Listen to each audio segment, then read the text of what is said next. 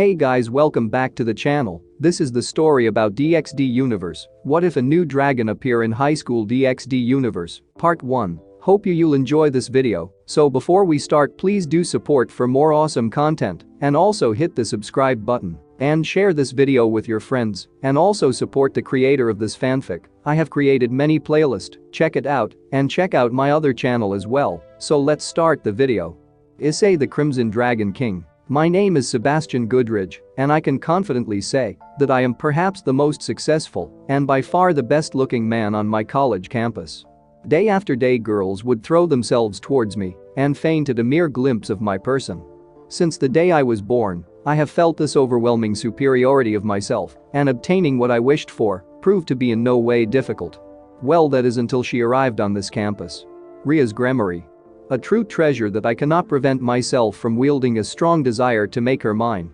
The corridors shine in her powerful and beautiful glow. The minute she turns a corner, this dead environment suddenly bursts to life, and all eyes immediately dart towards her. They admire her, love her, and wish to be close to her. Yes, she is most definitely special. A rare jewel that I must conquer and make my own to add it to my collection. Alas, despite me gifting her with my presence and conversing with her, which to this day every girl I have encountered yearned for such a thing and considered it to be a gift from God himself. Rias has never looked my way with such thoughts. My head hurts from having to think so much. Why must she be so immune to my powerful self? But, despite my constant puzzlement, I know the answer to this problem. The gastric acid inside begins to boil up in the pit of my stomach every time I think about that plebeian. Issei Hyodo. My fists clench so tightly every time his mere name being shouted out diverts the attention of the females of this site which only minutes ago worshipped me and the ground I walked upon. It's always Issei this and Issei that. I suddenly become invisible as soon as that lower class peasant arrives. He is nothing more than a piece of chewing gum or scratch that, a dog's excrement, that refuses to let go of my shoe and continues to repel those who adored me by his foul odor. Well, I've got news for you, Ria's so-called fiancé. I'm not going to let you keep me away from something that truly only I deserve to display for the world to see. Rias Gremory will be mine. Normal POV. It was once again another peaceful day on the grounds of Kuo Academy.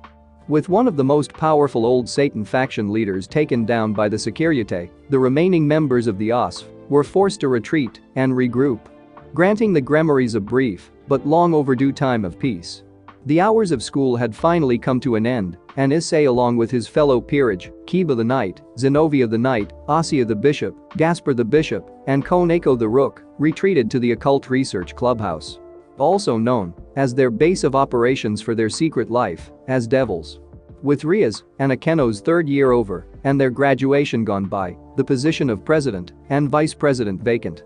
After a poll was held within the Gremory household, the role of the new Occult Research Club room president was awarded to the new king Issei. However, Rias insisted she would still take care of some of the workload and paperwork with Issei due to her gifted talents for such a task. Whereas the position of vice president was given to Asia Argento. It was a close draw between the gentle bishop and the heavy swordsman, but, as the poll drew to a stalemate, Zenobia voluntarily stepped down, stating that she wanted to nominate herself as the next student council president, Kaicho, after Sona Citri also left the school to attend college. Currently all of the remaining students of the Gremory household are now gathered in the club room for their first meeting of the year. President, it appears that we are all here. Kiba said to Issei, making him blush and scratch his head nervously. Geez Kiba, I told you not to call me president so easily. It still embarrasses me when you call me that. Just a few months ago, you only called me Issei. Issei said, making Kiba smile. Well, you will always be a man I admire and wish to fight alongside Issei-kun. Kiba said, easing Issei's nerves. Likewise Kiba. Issei said, as his friends took their respective seats. Here you go, Issei-san. The gentle former sister said, as she placed a nice warm cup of tea on his desk. Ah, thank you, as always Asia, for your kindness and consideration. Issei said, making Asia blush. No, I'm the one who should be thankful to Issei-san. Thank you for everything you have done for me. Asia said, as she bowed to Issei repeatedly. There is no need to be so formal in Asia. You know I care about you. Issei said, making Asia smile, and joined the others on the sofa. Okay, now we are all settled, I guess we best get this meeting underway. Issei said, as he finished taking a sip from his cup which he placed back onto his wooden desk. Issei gathered up his papers, but then decided to proceed off script instead and placed them back in a pile.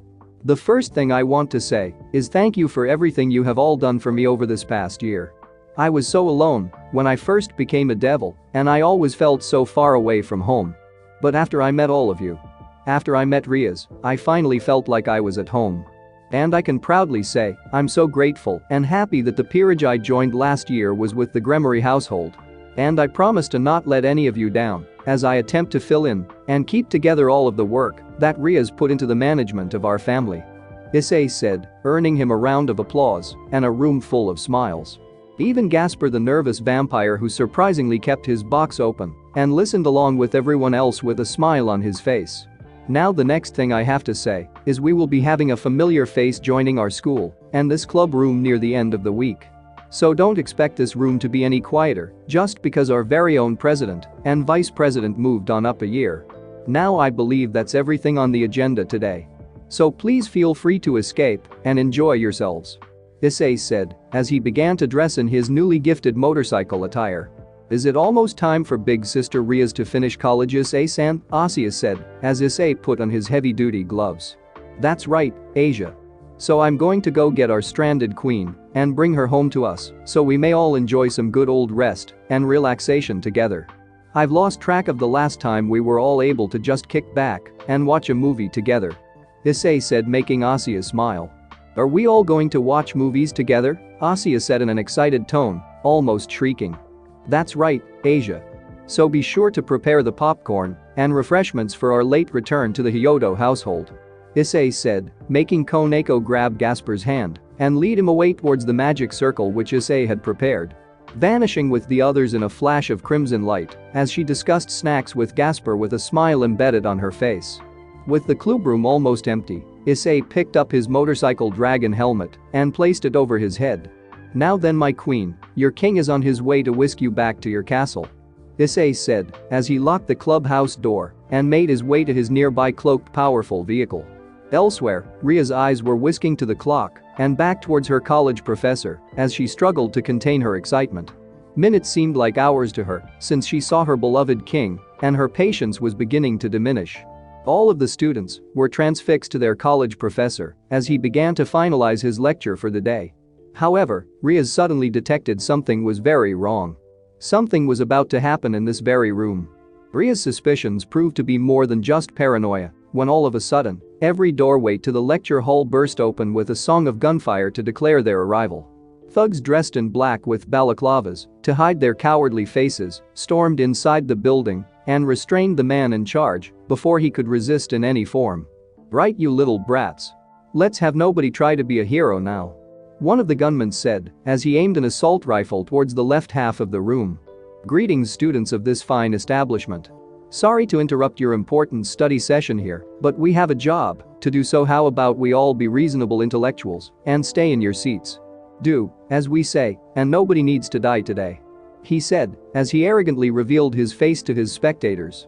Rias picked him out as the leader and analyzed his features. The leader of the group of bandits that currently had this room infested stood proudly amongst the crowd with broad shoulders. He has short brown spiked up hair and a scar over one of his closed eyelids, indicating to Rias that this clearly wasn't his first hold-up in his life. Judging by the way these brutes were aiming their weapons, it was clear to even an amateur investigator that these intruders were trained with armed precision.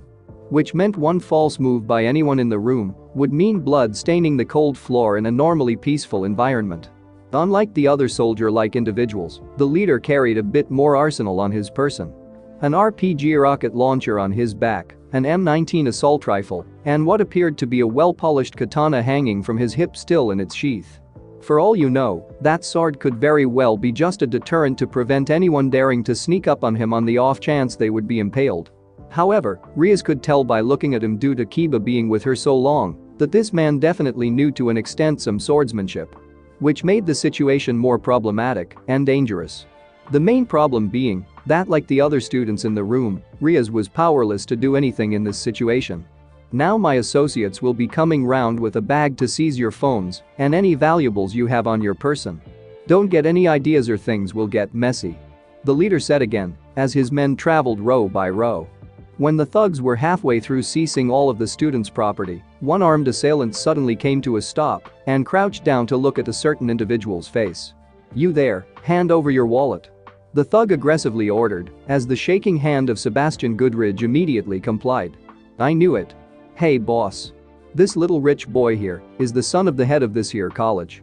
He should provide us with some generous spending money," the intimidating man said, as he hoisted poor Sebastian up to his feet by his collar. "Indeed he shall. Excellent work brings him to me," the leader said, causing the scared student to wriggle like a worm. "Unhand me, you ruffian, do you know who I am?" Sebastian began before his nose suddenly felt cold when the barrel of a machine gun was placed directly in front of it. "Get moving, rich boy. Or I'll make that rich face of yours full of holes," he said in a cold-blooded vibe. Sebastian's legs suddenly felt warm as a liquid began to drip down the side of it. "Heh, that's hilarious. Hey boss," the rich boy went and pissed his pants. Sebastian froze in fear and embarrassment, remaining silent as the robbers mocked him with his life hanging in the balance. "No. Please don't come any closer. I don't want to die," a female voice screamed on the other side of the room. "Hand over your purse, girl, before I turn nasty," the criminal said as the woman cowered away from him. "Please don't hurt me, I'm pregnant," the girl said as she continuously retreated from the scary crook. "Your screaming is hurting my ears, you bitch," he said as he prepared to start the bloodbath. Fortunately, just as he proceeded to pull the trigger, Rias took discreet action. As her eyes quickly turned red, a complication suddenly overcame the thug's weapon, and no blood was spilled as a result. "Damn. What the hell is wrong with this thing?" the irritated man said as he examined his weapon. Just as the attacker was about to pull out his knife instead, another of the group diverted both his and everyone's attention away to a more pressing matter. "Hey boss, there is somebody outside the lecture hall on a bike," the intruder said as he stared out the window. "Is it a cop?" The leader was now surprised by this sudden development. "No, I think it's a kid. Maybe somebody else on the site is ready to go home or something," the same man replied as he gazed out the window. The thunderous roar of the motorcycle revved to life and echoed throughout the quiet area. "What's he doing? Is he leaving?" the leader said as the eyes of the spotter suddenly shot wide open. "The crazy bastard is coming straight for us." "What? Get away from the doors and surround him," the leader said as the sound of the vehicle became louder and closer. As the leader predicted, within seconds, the motorcycle full-on collided with the double wooden doors and knocked the doors onto the ground as the rider came to a skidding halt. The bandits were all pointing their guns at the unidentified intruder and all prepared to kill him where he stood. "Don't move, brat. You're completely surrounded and outnumbered." The man who burst into the room was covered in full biker gear from head to toe, so his face and body was fully fortified in crimson armor. As the thieves began to get closer, the visor was just visible enough for the closest thug who saw the man under the helmet grin. The same thug failed to react in time as the mystery biker took him out quickly with a powerful sidekick which connected to his jaw and sent him into two of the crooks behind him, leaving the receiver out cold. "You little punk," one of the thugs said as he prepared to fire on the attacker. But the mysterious vigilante was too fast and brought the criminal to his knees with a powerful gut punch, and his firearm was completely dismantled. Behind him came another assaulter equipped with a pistol. However, due to his quick reflexes and instincts, the biker kicked the firearm out of the evildoer's hand and then took him out of the picture with a follow-up roundhouse kick to his head, meeting his unconscious body with the ground. "Damn you," an assailant said as he proceeded to stab him. But once again, the criminal was too slow and was disarmed and thrown to the ground after the biker grabbed hold of his arm and the stabber's collar and threw him with perfect coordination. "Fire. Shoot that bastard down," one of the assumed captains of the squad said, causing several gunmen to empty their magazines shooting him. But to their disappointment, the bullets had no effect on him after they made impact with his armored jacket and littered the ground around him. "Damn bullets aren't working on this guy," one of the thugs said before another RPG wielder appeared with his weapon prepped. "Clear out of the way," he said as he rested the launcher on his shoulder. "Everybody get down," Rias said as the rocket began to launch from its container. A huge explosion occurred near the entranceway of the lecture hall, and debris descended onto the ground due to the aftermath of the blast. A cloud of dust cascaded through the doorway, leaving the injuries of the biker untold and still unknown. "Look out!" one of the thugs suddenly yelled, but again, it was too late. The incredibly strong fighter suddenly emerged through the cloud of smoke and sprinted towards two enemies, grabbing them both by the head and smashing them into the wall. A puddle of discarded and broken assault rifles lay on the ground. This being proof to all of the fighters who had fallen and been defeated under the cloak of invisibility they voluntarily created for the intruder. "Don't be a cocky kid," a thug said as he aimed a pistol at a nearby student. A huge mistake he immediately came to regret. The second that gun was pointed at an innocent civilian, the bandit felt his arm snap and the bone crunch as he fell to the ground. "Fuck this. Constantine. Deal with this pest," the captain said, causing the floor to shake as a monstrous giant man walked through the open hole doorway previously created. The giant stood tall way above the biker and launched his ginormous fist towards him. But the punch failed to make contact with the biker as the giant cried out in pain as he felt his giant mitten-like hand being crushed by the mystery fighter's formidable grip. The giant was immobile, powerless to the individual's strength, and permanently frozen to the spot. "Impossible, even that big guy couldn't overpower this guy," a student said as the roomful of fear suddenly began to disperse. "Big muscles are useless when they are used for the wrong reasons.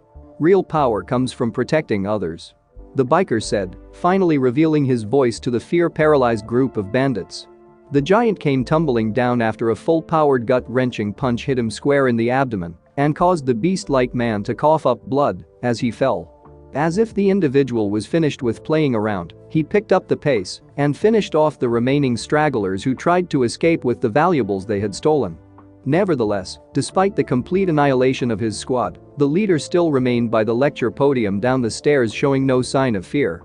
"Interesting, you have piqued my interest, young warriors. Come play with me a little," the leader said as he removed his firearms and released his blade from its captivity. As if responding to his call, the biker rushed down the stairs with great speed and reached the stage for battle. The scar-faced leader showed no signs of hesitation as he swung for the fighter's neck with all of his strength and with great confidence.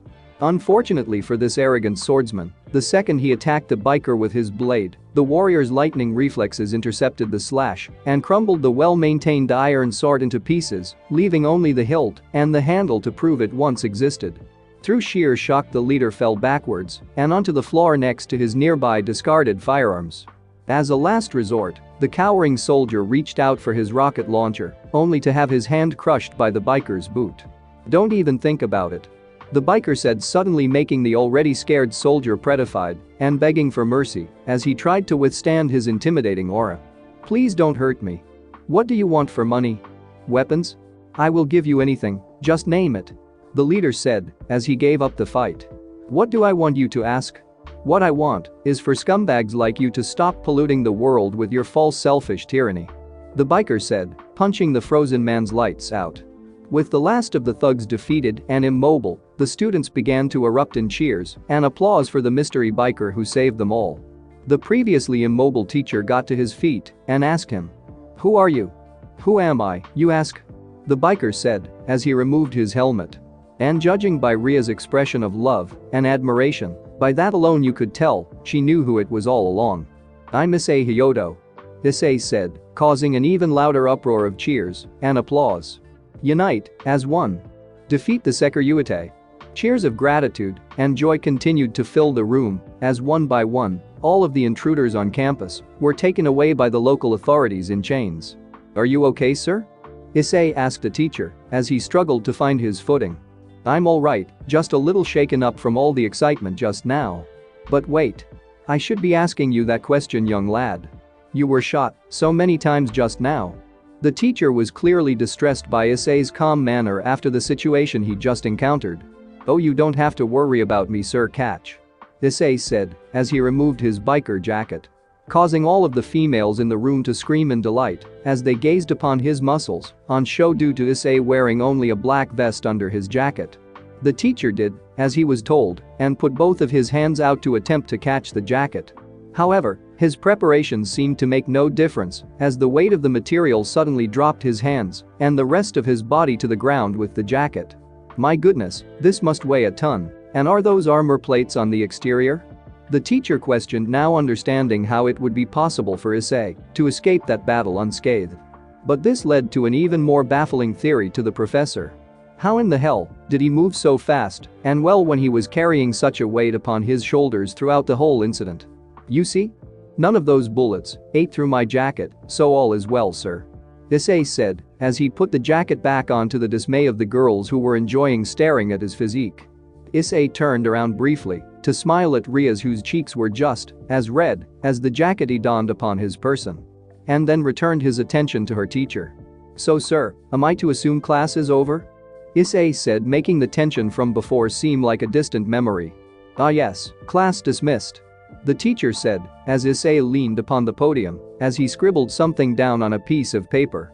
Thank you for always looking after Rias for me, Professor. Please take this to fix the room and the rest to up your security system. Issei said, handing the teacher a check. My goodness. I've never seen so many zeros on a check before. I couldn't possibly take this much money from you. The teacher said as he tried to give back the token of appreciation that Issei just offered to him. Please, by all means, sir, take the money. It's my way of apologizing for the damage I have caused. Issei said as he bowed his head to the hesitant teacher. But you saved us, my boy. You're a hero. The teacher countered by making Issei smile.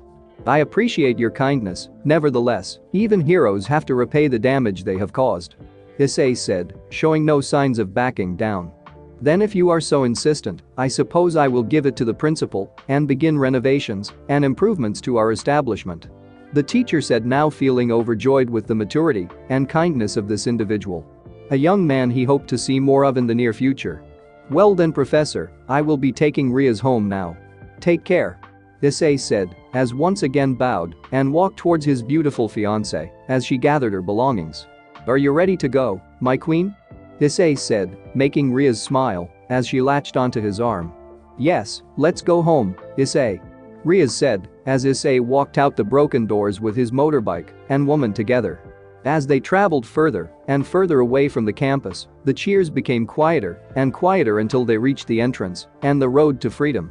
Issei handed Rias her crimson helmet and kissed her on the lips before placing it gently over her head, brushing her beautiful cascading hair from underneath it so it was free to fly within the wind. Are you ready to soar through the sky, Rias? Issei said, making her hug him tight. I would go with you anywhere, my king. Rias said passionately as she climbed on the back of his vehicle and wrapped her arms around his waist. Issei twisted the throttle with a mighty force, making the engine roar to life as if it were a mighty dragon disturbed from its slumber. Then we have no time to waste. So hold on tight, we're going full power from now on. Issei said as they made a significant amount of distance between the university and oncoming traffic. Issei twisted the throttle 3 times in a row and then said, Star Sonic Booster. Issei yelled, and within seconds, the bike roared once again and began to travel so fast that no human in the vicinity would be able to see the pair or the bike itself as it weaved from car to car, only to suddenly take flight as it traveled at maximum velocity. Amazing. It's so fast. Rias said as they enjoyed this short ride home. Looks like we are home. Are you ready for your test today, Rias? Issei asked, making Rias immediately nod. Of course, but don't go easy on me now, Issei. Rias said, making Issei stroke her hair. You know I won't be, my queen. By the way, Issei, how did you know we were going to be ambushed by those guys? Rias questioned, making Issei smile. I'm always thinking about you, Rias. So when I felt you were in danger, I rushed over right away and cleaned up their act. Issei said, making Rias pull a teasing expression. I noticed how you were showing off a little for your precious wife-to-be. Rias said, making Issei fire the same look back. Don't try to make me steal all of the credit when you stopped that guy from shooting your fellow classmate. Issei making Rias grin. As expected of my master. Rias said, taking his hand as they walked to their home. Are you ready? Issei asked once again, receiving a strong and confident response. I look forward to this test. Rias said as they entered through the doors. Moments later, after everyone had returned to the Hyodo household and changed into their gym uniforms, Issei and his peerage congregated within the new training room designed by Azazel. A room designed by him and Surzich's, as a matter of fact. This room was constructed after Issei became a king, so it was well suited to adapt to Issei's newly found destructive force. However, if the impossible were to happen, and the room would cave under extreme force, the room was far away from Issei's house, so no damage to the other rooms or the furniture would occur. The Gremories stood in formation in a nervous but excited state as they stared towards their new king.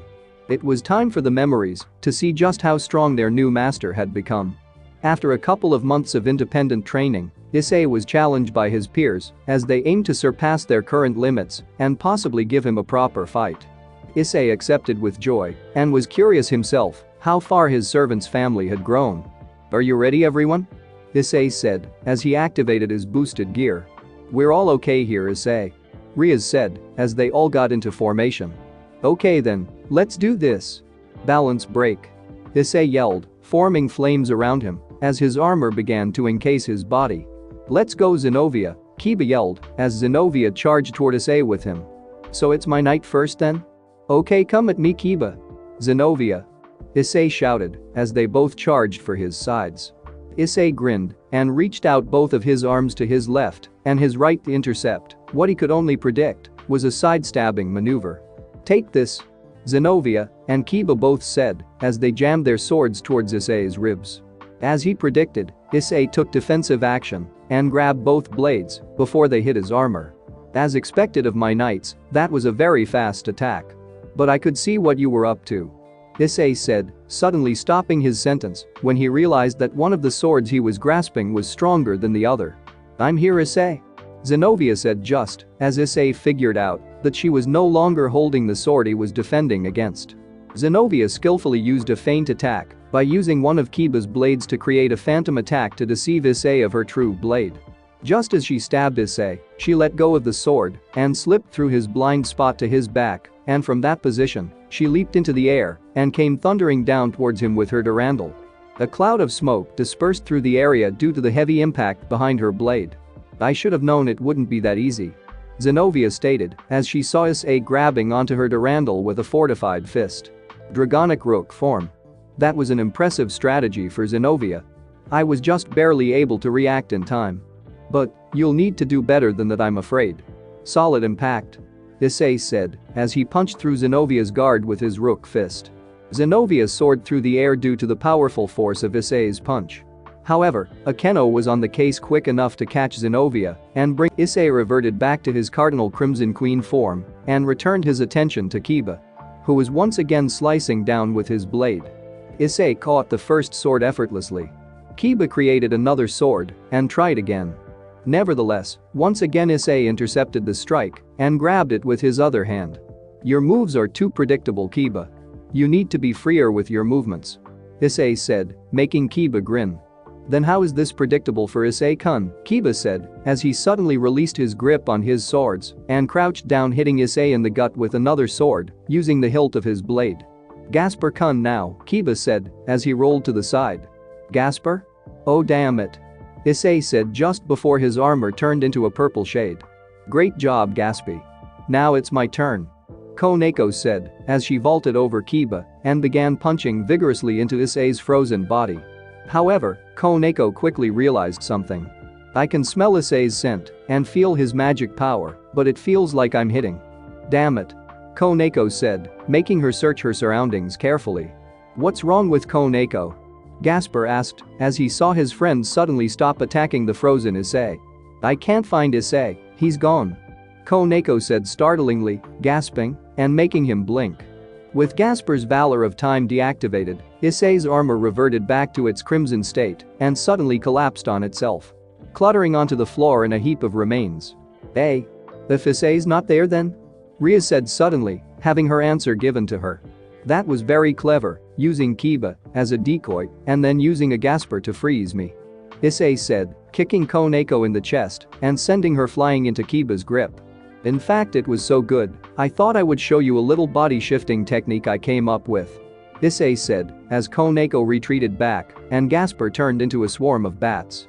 "I see," Issei-kun deactivated his armor and used his magic power to make his presence still detectable to the armor he propped up using Gasper's time-stopping power. Akeno said in surprise and joy. And then just after he disassembled his armor, he used his speed to disappear from everyone's sight. Only to reappear behind Koneko when her guard was let down. Rias said as they struggled to face him. As expected of Issei-san, he's truly amazing, Asuya said as she provided first aid support to Zenobia. Looks like we're up to Akeno. Let's go. Rias said as she activated her magic power. I'm with you, Rias. Akeno said as Issei returned to a fighting stance. So you're finally coming out to battle, my queens. Come at me then. Let's have some fun. Issei said as he began to boost his power. Boost. Boost. Boost. Issei repeated more than 10 times. Rias and Akeno took flight and shot towards their opponent. Issei's eyes darted from left to right, then two above him when Akeno and Rias split up after they were halfway across the room. Issei first looked towards Rias, who shot into the sky. However, Akeno suddenly transformed into her Miku outfit and diverted his attention when her magical power shot through the roof. I'm not holding back, Issei-kun. Thunder Dragon, Akeno yelled as she molded her thunder magic power into the form of a giant Asian dragon who darted towards Issei. Akeno knew exactly how Issei would respond to this attack. He wouldn't dodge or run away. He would face the attack head-on. Interesting, fine, bring it on. Issei said as he put his hands out and grabbed the thunderous dragon by the face and stopped it in its path. As expected of Issei-kun. But I'm not done yet. Ha, Akeno said as she increased her magic power. I'm not going to let this beat me. Issei said as he suddenly boosted his power and threw the dragon towards the ceiling. Issei looked towards Akeno but started to worry when he saw the huge grin on her face. Sorry, Issei-kun, you fell for it. Akeno said as Rias snuck up behind him. Take this. Rias said as she generated her destructive magic spell and launched it towards Issei. Nice try, Rias. But I saw that coming. Dragon shot. Issei said as he fired his blast to counter Rias' attack. However, when the smoke disappeared, Rias was nowhere to be seen. Wait, she's behind me. Issei said as Rias placed her hands onto his abdomen. Sorry, my Issei. Rias said as she used her destruction magic on him at close range. A great explosion erupted in the proximity and Rias came rushing out of the smoke with her wings deployed. Issei emerged from the cloud of smoke with his armored leg and left arm shattered. Impressive, Rias, Akeno. I didn't see that coming. But I'm just getting started. Issei said as he rebuilt his armor. Well, we're not done yet either, Issei. Let's go to Akeno. Rias said as she disappeared from sight. Yes, Rias, Akeno said as she created a light blue magic circle and fired ice shards at Issei. Issei grinned as he opened his helmet and breathed fire in retaliation. The Issei fire melted the ice shards. However, the ice created a fog-like mist surrounding Issei. Where did she go? Issei said as he closed his eyes and tried to sense her. I'm right here, Issei-kun. Akeno said as she restrained his arms behind his back. Akeno. Don't do that. Issei's wings aren't deployed yet. Rias said, but it was too late. Just as Rias tried to warn the Thunder Priestess, Issei deployed his dragon wings and broke out of Akeno's hold that she had on him. With Akeno's grip broken, Issei kicked her in the side and sent her flying into the wall. Akeno, we're doing it now. Rias said, starting her plan. All preparations are complete, Rias. Akeno said as she created another Thunder Dragon circle. This again? I'm disappointed in Akeno. You know it's not powerful enough. Issei said, preparing to do the same as last time. You're forgetting something very important, Issei-kun. We've all been training to get stronger. That includes the two of us. Akeno said as Rias made her own magic circle and, as their powers concentrated in unison, the magic circles bound together and became greater in size. Let's go, Issei. Destruction Dragon. They both said as the newly formed black thunder-covered giant Asian dragon shot out through the magic circle and darted towards Issei. You got me. Issei plainly stated as the dragon made a direct hit towards him.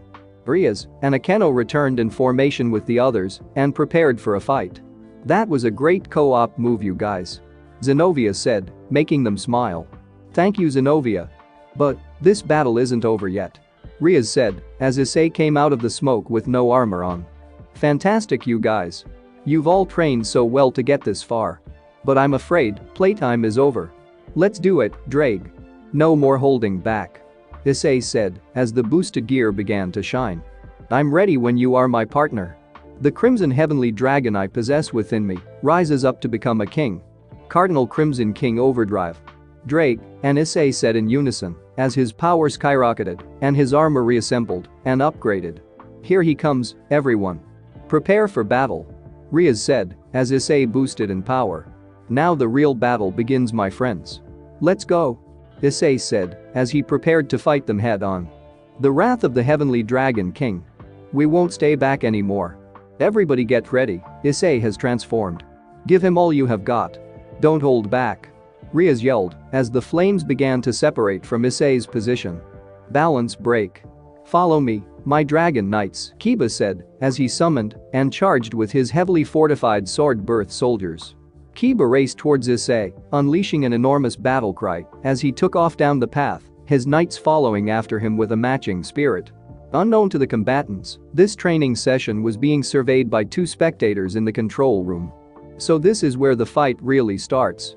Azazel said as Kiba charged towards the Red Dragon Emperor, who seemed to be making no movements whatsoever. Indeed, this training session may seem to be a task for the others to test themselves against their new king. But there is in fact another reason for this sparring match.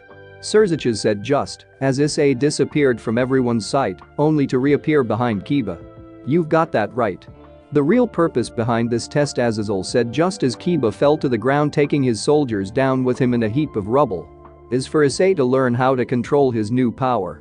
Sekiryutei continued as Kiba lost consciousness and resigned from the fight. So fast. I didn't even see Issei-senpai move. Gasper said, now preparing to use his own sacred gear to restrain Issei's movements. Gaspy, look out. Koneko yelled just as Issei appeared behind him. I'm not going to lose so easily, Issei-senpai. I'm a man too. Gasper stated with his eyes shifting to their vampirism shade. Nevertheless, despite Gasper's quick reflexes to try to turn the tables on Issei, the sekiryutei was much faster and evaded the time-restricting power effortlessly. This unfortunate event led to Gasper's attack hitting Koneko instead of his intended target. You mustn't space out during a battle, Gasper. Keep your eyes on your opponent, even if you are currently out of the fire zone. Issei said as he punched Gasper in the gut with just enough strength to take away his will to fight. With two members of the Gremory household out of commission, Issei's powerhouse Rook transformed into her Nekomata state and began to concentrate her spiritual innate power. With her body now infused with the power of Tauki, Koneko was gifted with an explosive amount of temporary power, along with a second tail. In an attempt to not fall victim to using either Kiba's strategy of charging head-on or Gasper's tactic of lying in wait for the perfect chance, Koneko decided to flank Issei and get in his blind spot to try catch him off guard. This plan of attack seemed to suit Koneko the most due to her cat-like agility and both her ranged and close combat techniques. Koneko darted around the room, trying her hardest to escape Issei's line of sight, implementing the scheme Issei used against her just recently. With every step Koneko took in her Nekomata form, just like Issei did, Koneko left traces of her magical power in order to sway Issei's dragon senses. With the sekiryutei searching the area for the cunning white cat girl, Koneko rose her senjutsu power and infused the blue flames she conjured into her fists as she darted directly towards the Red Dragon Emperor's back. Koneko's thunderous punch connected with Issei's armored exterior. And unlike last time, her punch seemed to have connected with the dragon wielder instead of an empty shell. After a 30-punch hit combination maneuver, Koneko leaped into the air and summoned forth from her hand more blue spiritual flames and fired them directly above her opponent. Koneko fell to one knee, her skillful offense and the weight behind its power suddenly taking its toll on her. The exhausted Rook breathed in and out heavily. The flames she unleashed began to disperse and reveal her king standing tall without a scratch on him. I knew Issei-senpai was strong, but I put all of my strength into that attack. Koneko stated, her Tauki instantly breaking and leaving her defenseless. A blink of the cat girl's eyes and the master she had sworn to serve had once again vanished from her sight. Where did Issei-senpai go? Koneko said in a panicked state. That was very impressive, Koneko-chan. I can tell you have been practicing your senjutsu well. However, Issei said just as he chopped the back of Koneko's neck, his words being the last thing she heard before she passed out. "But you are still holding back your power in fear," Issei said, as once again his ally lay defeated at his feet. He even took out Koneko, the formidable rook, with just one hit. "Issei really is fantastic," Zenobia exclaimed whilst the sword she held began to tremor. "We must stay in formation. If we don't stick close to one another, Issei will pick us off one by one. Akeno, you assist Zenobia and buy me some time," Rias said, as her eyes shifted to their crimson destructive shade. "Leave it to us, Rias. Let's go, Zenobia," Akeno said, as they began to form up a defensive line. "Both of you be careful. Don't forget that Issei is still powering up," Rias said, as she vaguely caught the sound of Issei's boosted gear boosting the minute he became the Cardinal Crimson King. Akeno and Zenobia prepared themselves for combat. Zenobia equipped herself with Durandal and gathered all of its holy essence into the very edge of the blade. All of a sudden, the Sapphire Knight leaped into the air and slashed downwards as she rapidly approached the ground. This caused all of the holy power to be unleashed from her mighty weapon and shoot towards Issei. "Ascalon!" Issei yelled as he equipped his Dragon Slayer. With a mighty slash attack, Issei unleashed his own destructive slash blast and cut through Zenovia's inferior attack. Zenobia didn't back down though. Just as Issei's boosted blast was about to hit Zenobia, she leapt to the side and cut the attack in two with her Durandal and quickly evaded from the explosion. This showed Zenovia's superiority in swordsmanship. Issei grinned when Zenobia bested his counterattack and took off like a bullet towards her, using a reduced speed limit so she could see him coming. Zenobia, slightly irritated by Issei's mercy, charged and slashed his armored figure. However, to Zenovia's amazement, she cut through an afterimage that Issei projected to get behind her. Just when it seemed like Issei was about to take out the last remaining knight, Issei found himself retreating when he felt Akeno's magical power right behind him. "Chase him, my thunder holy dragons," Akeno said, as she lost 5 ferocious beasts from her magic circle. Issei took flight and evasive action in order to try out maneuver the dragons on his tail. Unfortunately, Akeno had used her magic power to provide her dragons with Issei's scent. So no matter where Issei's evaded to, those dragons weren't going to crash or destroy themselves. Issei ceased his fallback plan and decided to face the dragons head-on with his mighty sword. The Red Dragon Emperor took off with a rapid pace, slicing clean through 3 thunder dragons and forcing them to crash into the ground. However, Issei's movements had been predicted by the cunning Thunder Priestess who, whilst Issei was fighting off the alpha team she sent off, was creating an even bigger magic circle directly below him, which was absorbing all of the discarded thunder dragons which carelessly fell on top of it. "I've got you now, Issei-kun. Come forth, thunder," Akeno said, as her magic circle began to erupt with the extremely built-up thunder magic which burst through towards the already surrounded thunder dragons. Issei quickly realized his predicament and made preparations to escape the trap. Suddenly, the remaining thunder dragons began to wrap around Issei, rendering him immobile. "Damn it, I can't move." "In that case," Issei said, as he stopped struggling and began to rapidly increase his power. "Boost! Boost! Boost! Boost!" Dragon King's shot. Issei yelled as he with his free hand punched down towards Akeno's thunder cannon and countered it with his signature move.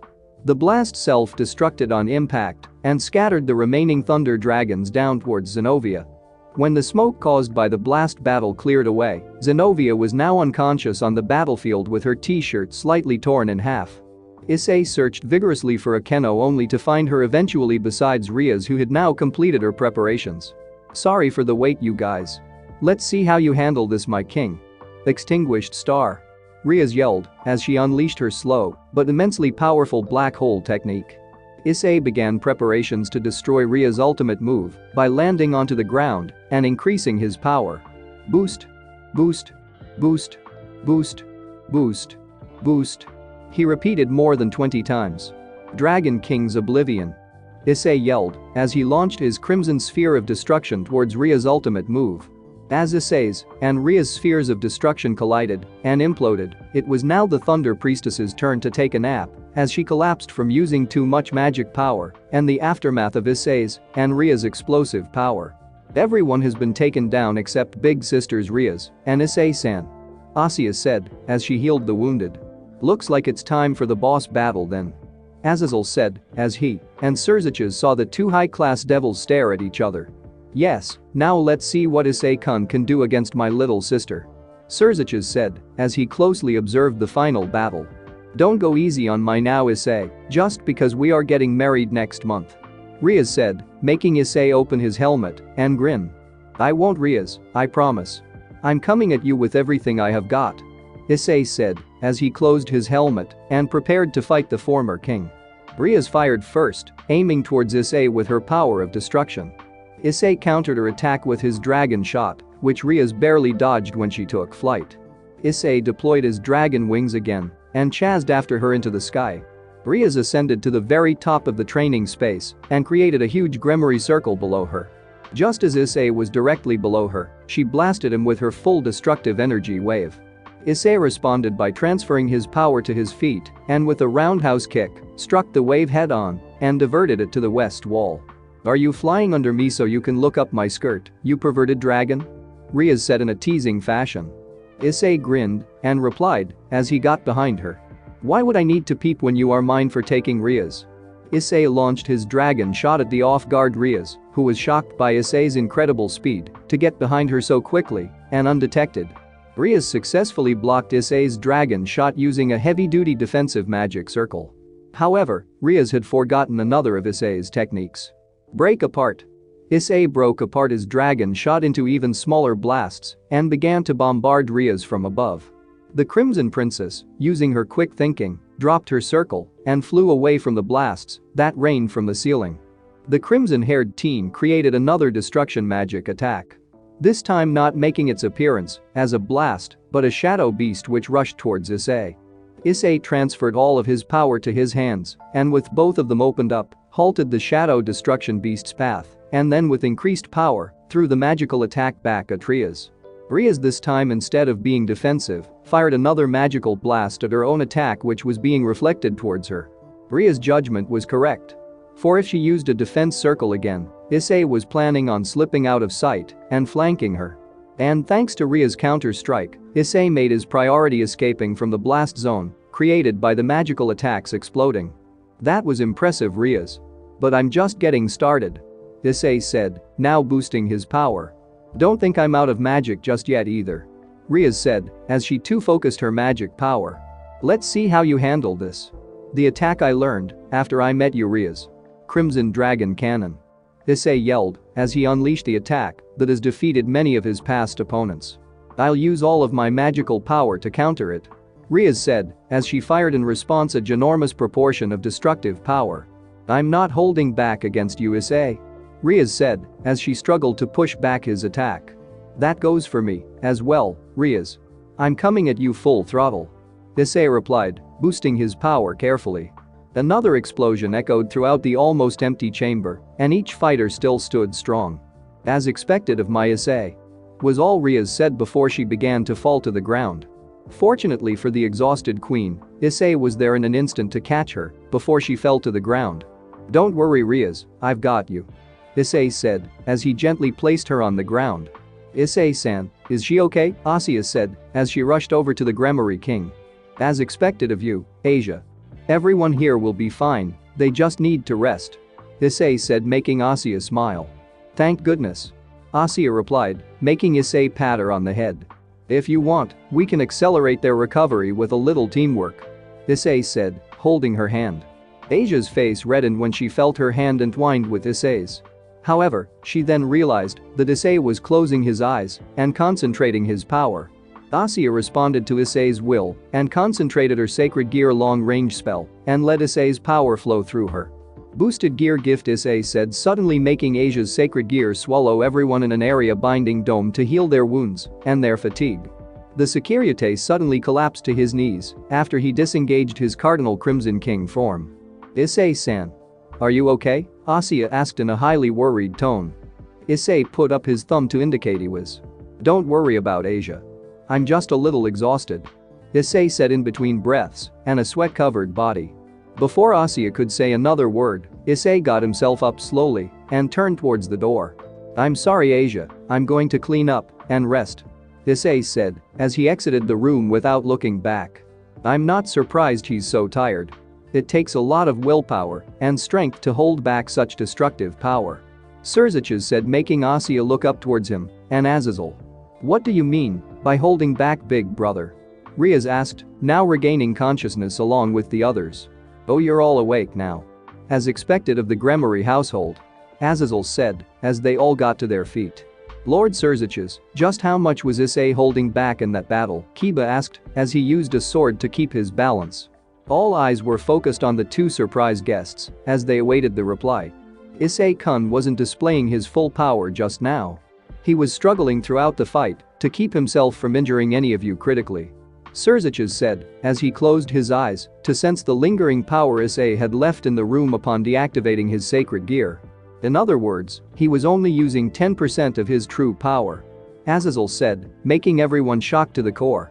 10%? Rias said, clearly baffled by Issei's secret power. Yes, you see, Issei was training himself in this battle as well.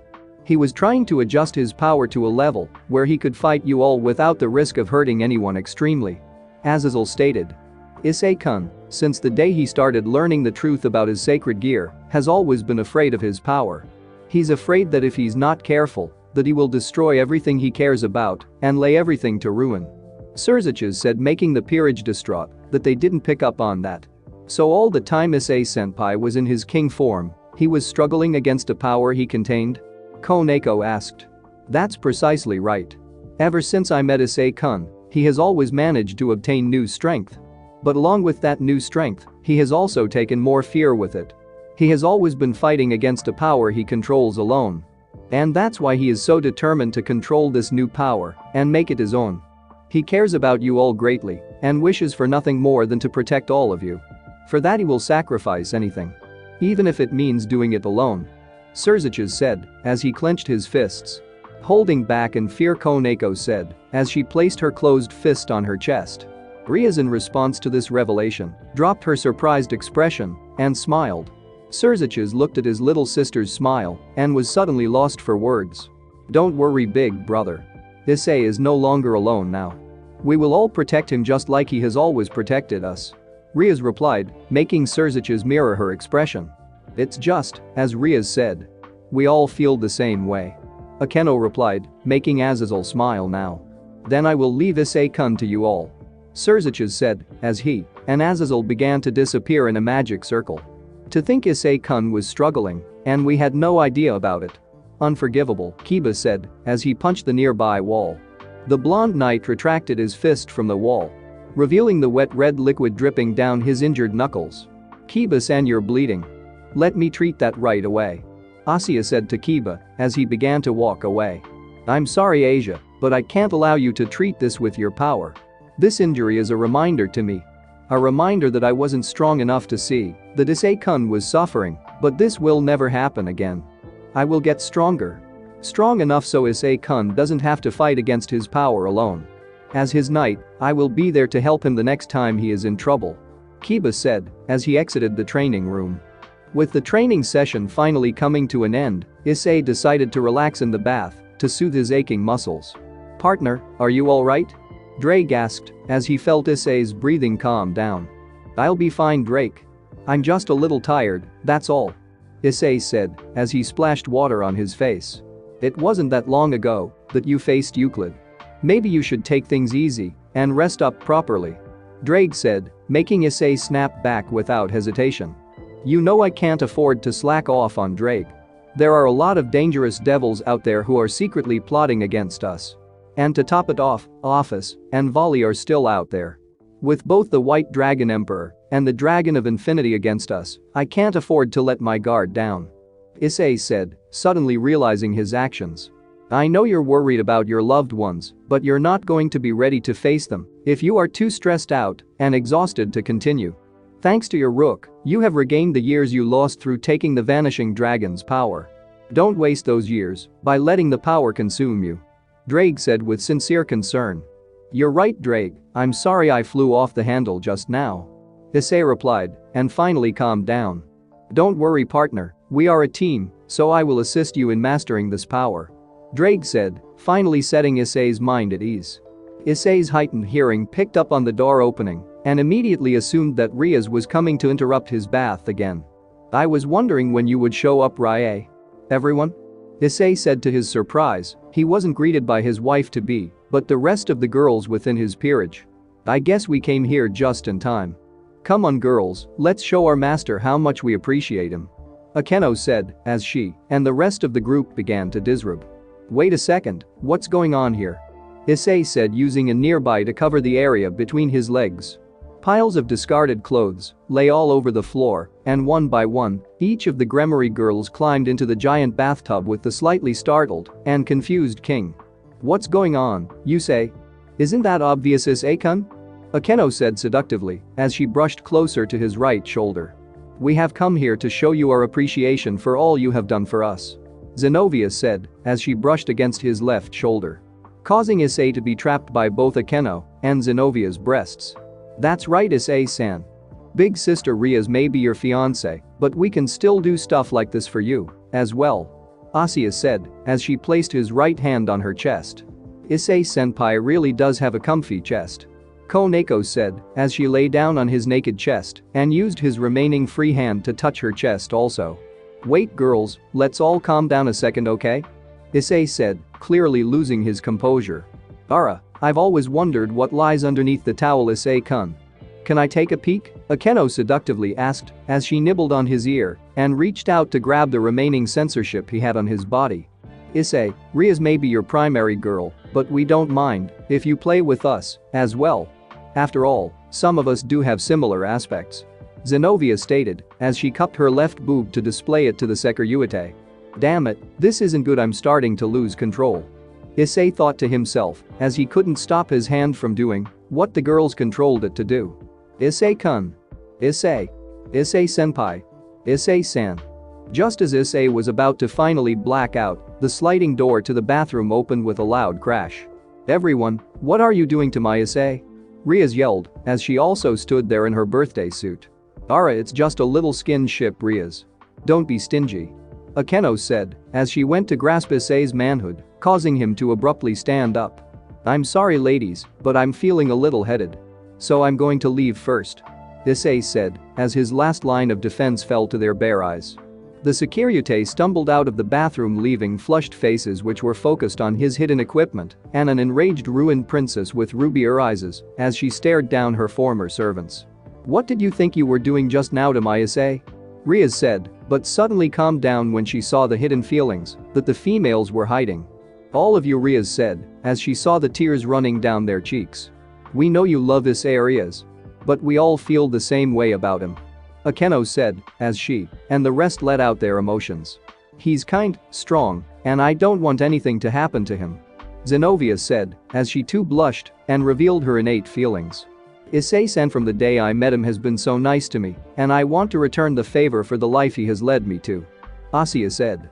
"Issei-senpai is frightened of his power.